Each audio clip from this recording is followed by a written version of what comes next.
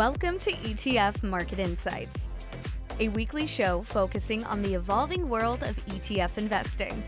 Each Friday, a new panel of thought leaders aims to provide investment education and insights, with the goal of helping you become an informed investor. Make sure to visit youtube.com/ETF Market Insights to watch previous episodes.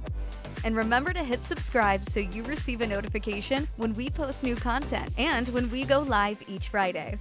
Thank you for joining us today. Let's get started. Welcome back to ETF Market Insights. I'm your host, Erin Allen with BMO ETFs. And today we're going to be looking at the NASDAQ 100 index. So one of the most well-known indexes around the globe, and one that if you're like me, you've probably had your eye on this year as it continues to perform quite strongly on a year-to-date basis. So we're going to dive into what this index is really providing you exposure to, how the methodology works, some of the ETFs that track it, and then we're also going to touch on the special rebalance that took place on July 24th, which was done to address some concentration risk in the portfolio. So we'll address that and talk about what that means for you as an investor as well. So a quick reminder that today we're not providing any investment advice or recommendations. As always, our channel is all about providing education around the markets and around investing in ETFs for Canadian DIY investors. So today I have the pleasure of being joined by Mark Marex, Director of Index Research and Product Development at NASDAQ. Mark, you've been on the channel before, but I want to give you a warm welcome back. Thanks so much for joining me today. Thanks so much, Erin. Great to be back here with you. All right, let's just dive right in. I think maybe we start by way of background with having you provide a bit of an introduction into what is the NASDAQ 100 index exactly. Yeah, sure. Happy to.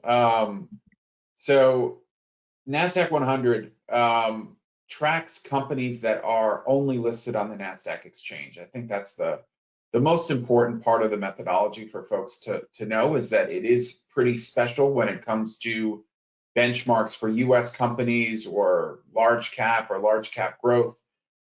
It is limited by that listing exchange criterion. So NASDAQ as a stock market has been around since 1971, and the identity of the NASDAQ 100 index, I would say, is really, really closely tied to that of the exchange because by default, essentially, right, most of the companies you're going to find in the NASDAQ 100 are younger companies that weren't around before 1971 when the NASDAQ launched the world's first fully electronic stock exchange. Now, I say mostly because we've had some listing switches here and there.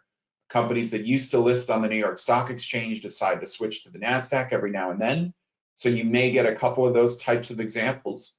But for the most part, the really, really big, well-known names that you associate with the NASDAQ 100, like Apple, like Microsoft, that went public in the 80s, like Cisco, Amazon, and NVIDIA that went public in the 90s, like Google, like Tesla, like Meta Platforms in the 21st century. Those are all the biggest names in the 100. Those have all been listing on NASDAQ since their IPOs. And so that, I think, creates a really, really unique exposure for the index when you start to get into some of those details of, okay, well, what's actually inside the index? How do I think about the exposure from a sector, from a size, even from a geographical standpoint?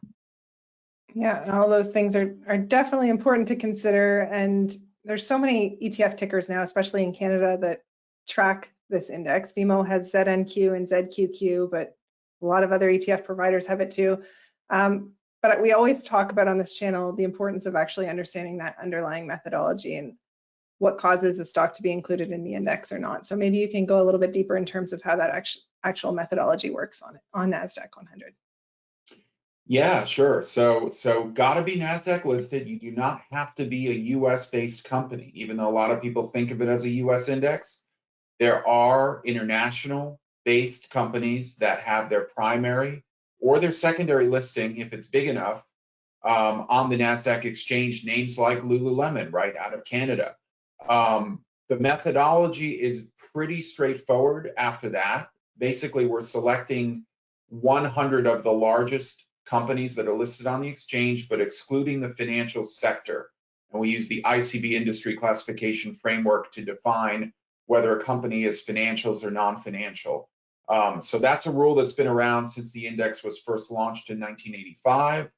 And I say 100 of the largest because there is a bit of a buffer built in. The index reconstitutes annually in December. That's sort of when we re-rank all of the 100 companies that are the largest by market cap listed on the NASDAQ stock exchange. There's a bit of a buffer built in there to kind of prevent some excessive turnover. Basically, if you've been in the index the year before, you get a bit of a preferential treatment to staying in, even if you maybe dropped out a little bit below that 100th ranking. So that's sort of the methodology in a nutshell. You know, the sector exposure, again, a lot of people think of the NASDAQ as a tech index. It's actually not. When you look at industry classifications, it's only about 55 to 60% tech on average. As of the most recent rebalance, it was 57% to be exact, tech sector weighted. If you look at something like the GICS classification, information technology is the relevant sector there. That tends to be a little bit lower, around 50%. So it's not a pure tech index. It has other exposures, big exposures to things like consumer discretionary and healthcare that are really an outgrowth, again, of the fact that most companies in the index, they haven't been around that long when you compare to the overall history of the equity markets in the US and globally, and you get that disproportionate exposure to companies that are really coming from the newer economy sectors, tech, consumer discretionary, healthcare, the sectors that are really responsible for driving most of the economic growth in the 21st century. And that gives you an exposure that is heavily weighted towards growth versus value if you're looking at kind of traditional style or factor allocations. But again, we don't incorporate a specific growth flag to include companies in the index. So, you know, the closest analog for this index is probably something like the Russell 1000 growth. But that index screens for specific growth metrics that are and can be pretty volatile year over year. It leads to a lot of turnover, leads to companies like Meta Platforms, you know, getting reclassed from growth to value after it's had a single bad year of performance. That's not something you find in the NASDAQ 100, right? The growth concentration, the tech concentration tends to be high, but it's not absolute because it's not specifically written in the methodology. This is a tech index or this is growth. Yeah, could change over time. And I always think of it as a really good complement. A lot of us in Canada have such a home bias to Canadian equities, banks. So I always think this is a really good addition to that portfolio. Is, you know, the growth sleeve, the complement, the completion to a Canadian broad market index. ZNQ NASDAQ 100, of course, performed really well this year. So walk us through what's really the driving force behind this. Yeah, I'd love to. I want to start out by just reminding folks of, you know, putting the performance of this year in perspective, because it has been really impressive, right? Almost 40% up in the first half of 2023 alone. If we look at a longer timeline going back to year-end 2007, so about 15 and a half years, the total return of the NASDAQ 100 is 750%. Versus 315% for the S&P 500, which is sort of the accepted, you know, benchmark for the market in the US. So you're talking about more than doubling the performance of the S&P 500 on a total return basis over the past decade and a half. The S&P 500 growth, which is the growth half, essentially the growth sleeve of the S&P 500, that was up only 412%. The Russell 1000 growth was up 463%. So you're not doubling those, but you're exceeding by more than 1.5 times what you would consider to be a typical growth equity benchmark for US large caps. And then if you look at, you know, something like the S&P Tech Select Sector Index, which just tracks information technology companies, that one, the performance is pretty close. It's up about 741%. But keep in mind, NASDAQ 100 is only about half tech, depending on which classification system you use. So you're getting the performance of tech, but you're getting essentially half the concentration. You've got half tech, approximately, and then you've got half of your other exposure to other sectors like, again, consumer discretionary and healthcare tend to be number 2, number 3, but you also have some other exposure to consumer staples from things like Pepsi, Costco, to a few companies in the industrials space as well. It is a really, really much more diversified way to play the market if you want to get that growth and innovation slant, that tilt, that you really just can't find with any other index product out there. And in fact, I was looking recently at the Morningstar rankings of funds in the US, so not just ETFs and mutual fund, but over the past 15 years, the NASDAQ 100 is ranked the second best performing strategy out of about 1,000 large cap strategies in the US. Wow. Second best out of 1,000. And very, very similarly highly ranked, like third or fourth best if you go past 10 years, past 5 years. So obviously the performance this year to date has helped in that, but it's been a very long running trend of outperformance versus the broader market. This year, you've had a lot of different storylines, right? It's important to remember when we came into this year, after one of the worst years we've seen, not just for NASDAQ 100, but equity markets broadly in the US and globally in 2022, the index was trading at historically at valuations that were at or below trailing 10 or 15-year averages. That was how we entered this year. And we also entered this year with sort of the first rumblings in sort of 4Q22 of AI and specifically generative AI coming out and people starting to try to wrap their heads around what this technology means for economic growth broadly and specific company growth at the micro level, right? And so when you first had the first wave of earnings in January and February of this year with 4Q22, that's sort of, I think, when people started to get a sense of, hey, there's a new growth driver arriving for the economy in the US and specifically for the tech sector in the US. And that was sort of your first wave up of index outperformance for the NASDAQ 100. Then fast forward to March, you had the Silicon Valley Bank failure and a couple other bank failures in the US, biggest banking failures since 2008, 2009. You had a mini financial crisis in the regional banking sphere in the US, and you had a flight to safety to the NASDAQ 100, which was kind of a mirror of what you saw in 2020, 3 years ago in March of that year when COVID first came out. The NASDAQ 100 outperformed on the way down and on the way up.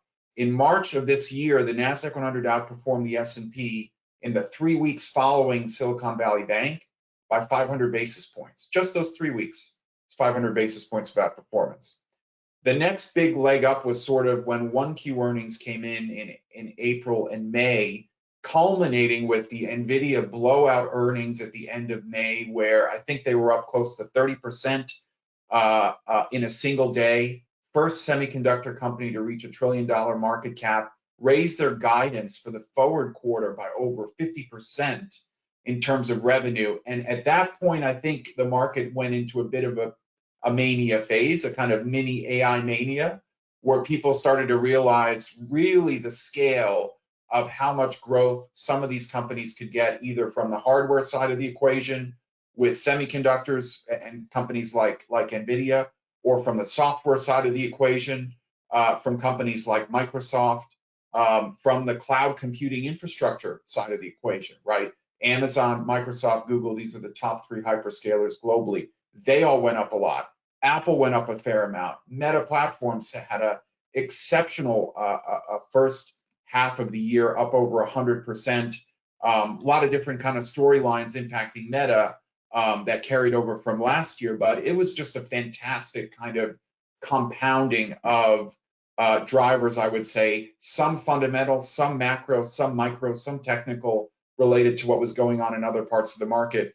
And that's how you ended up with the index up about 39% in the first half of 2023, best first half in its history. Wow. Yeah, talk about a perfect storm there. That's a good summary of what was going on. And then as a result of this, obviously, we now had this over concentration in some pretty big names in the index. So on July 24th, you guys did a special rebalance. So can you walk us through, I guess, how this would normally rebalance, and then why a special rebalance was needed and what that looked like. Yeah, sure. So I think a lot of people were a little bit caught off guard by the announcement and why it was called a special rebalance. At the end of the day, there wasn't anything that special about it in terms of the actual mechanics of what was going on. It followed the standard quarterly rebalance, weighting rebalance procedures set out in the index methodology, which basically tell you to look at the combined weight of your biggest companies in the index. Every quarter, we look at any company that is weighted at 4.5% or more of the index. If you sum up those companies and together they exceed 48% of the index weight, then as a group, they are capped back down to be 40%. That is something that we check every single quarter. Now, what happened this year was during the usual quarterly rebalance process that happened in June, we just barely missed that 48% threshold for those biggest names. And when that final leg up of the market happened throughout the rest of the month of June, by the beginning of July, we actually were exceeding 48%, right? And so all that you saw happen in July, and it went effective on July 24th, was, again, you took those top names, you capped them back down to 40%. Why do we do that? There's an SEC diversification rule in the US that limits the concentration of all regulated investment companies and basically says, look, you can't have more than 50% of your weight as a fund spread across holdings that are weighted 5% each or higher. So we basically have this methodology in place for the NASDAQ 100 that says, okay, let's fix things before they quite get to 50% and 5%. Let's do 48% and 4.5%. And cap it down to 40. So that's what you ended up having. This was only the third time in history that you had a special rebalance of the NASDAQ 100. The only two other times you saw that happen was in December 98 and May 2011. So it is pretty rare, but it is not as special as it sounds maybe when you actually start to dig into the index methodology and you realize, hey, this is something we check for every single quarter. It was just kind of a unique confluence of timing of when stock prices went up and how much they went up over the course of the last quarter or so that caused this to take place in July. Okay, perfect. And then what stocks saw the biggest bump in weight, and which ones were added and which ones were removed, I guess? Or any of them, they're just reduced. So technically, rebalance doesn't usually coincide with any additions or deletions. We did have one example of that happen this quarter where Microsoft was on the verge of acquiring Activision. It was something that was held up in the courts for a very long time. Activision, also a member of the NASDAQ 100. And so sort of as the rebalance was being calculated and rolled out, in July, the team here figured out that, well, actually, Activision is about to potentially cease to exist as a company as this acquisition kind of makes its way through the final stages of regulatory and judicial approval in the US and in the UK.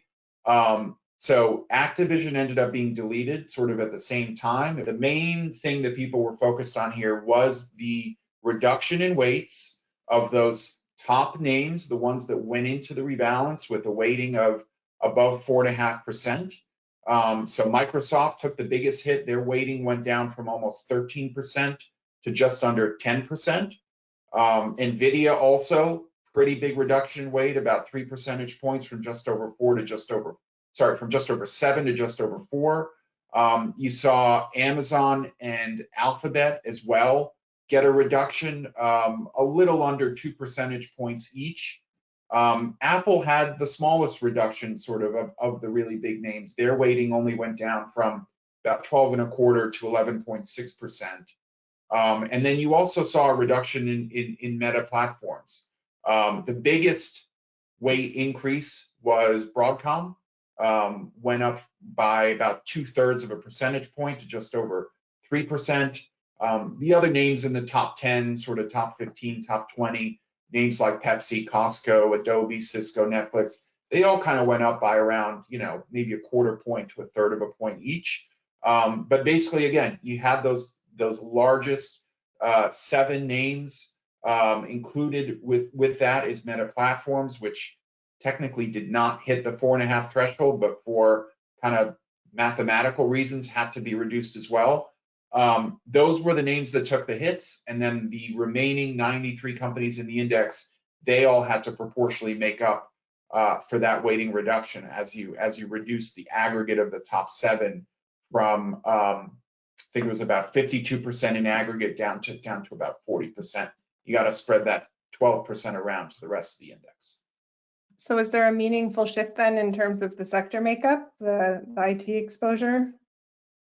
It was about a 5% reduction if you go by ICB. I think we were around 62% tech going into the rebalance, and then drop back down to about 57% post rebalance. So yes, we were a little bit high on tech. It doesn't often get above 60%. Usually is in that sort of 55 to 60% range using ICB, and that's exactly where we ended up.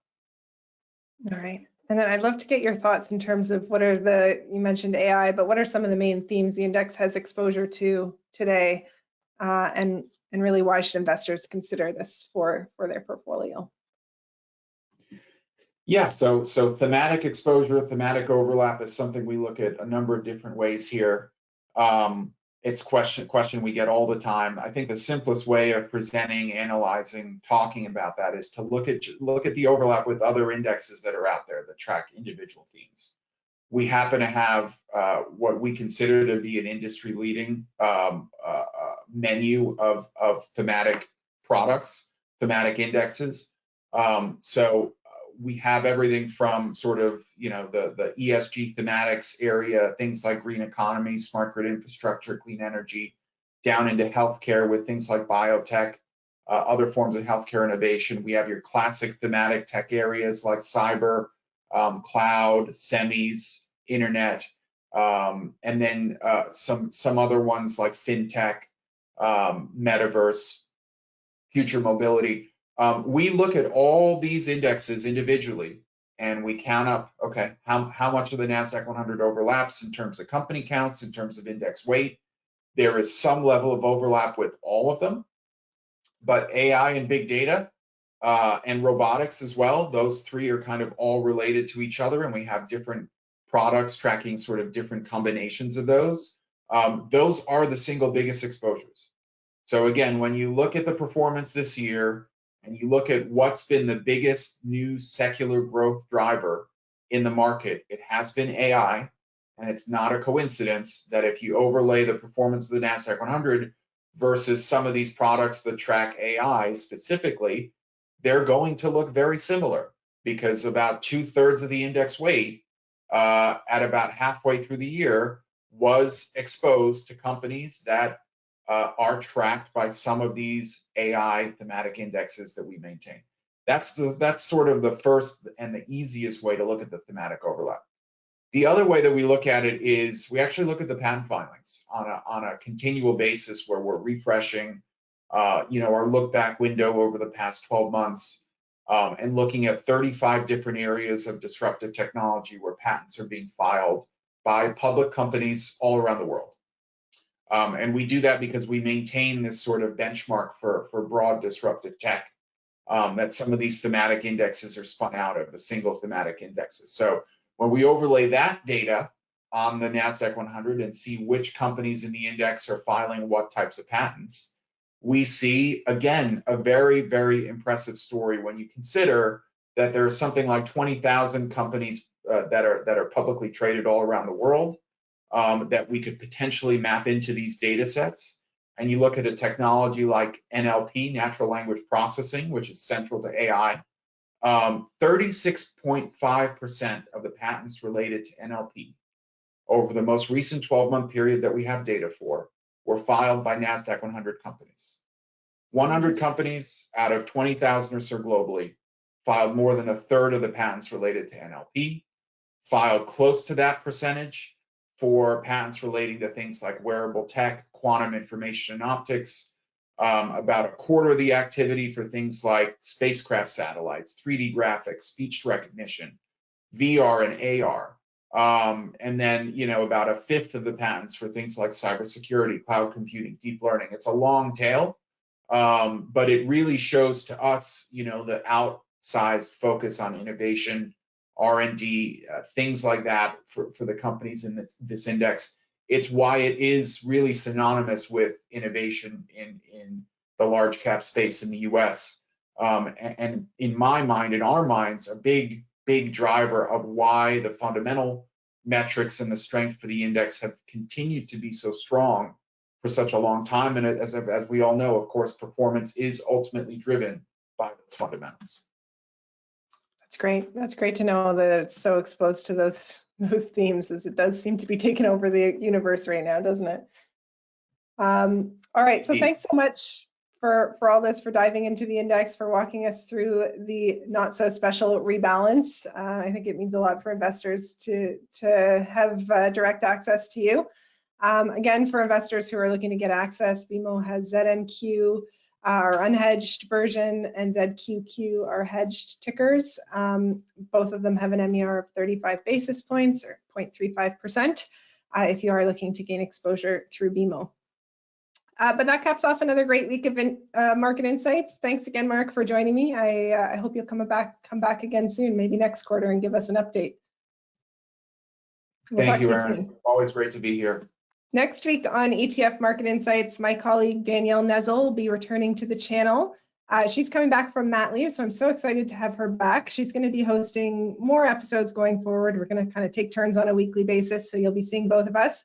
But next week, Danielle has a great video planned around fixed income, and in particular discount bonds, and she'll be joined by our fixed income expert portfolio manager, Matt Montemurro. So hope you'll join us then. Bye for now. Thank you for watching this week's episode of ETF Market Insights. To stream any previous episode of ETF Market Insights series, please visit youtube.com/ETF Market Insights. Remember to hit subscribe and sign up for alerts so you know when we post new content. Also, we invite you to visit our accompanying website for ETF tools, education, and much more at etfmarketinsights.com. Once again, thank you for watching. The session provided is for information purposes only. Any reference to a particular company or product is for illustrative purposes only and should not be considered as investment advice or recommendation to buy or sell. Particular investments and/or trading strategies should be evaluated relative to the individual's investment objectives, and professional advice should be obtained with respect to any circumstance.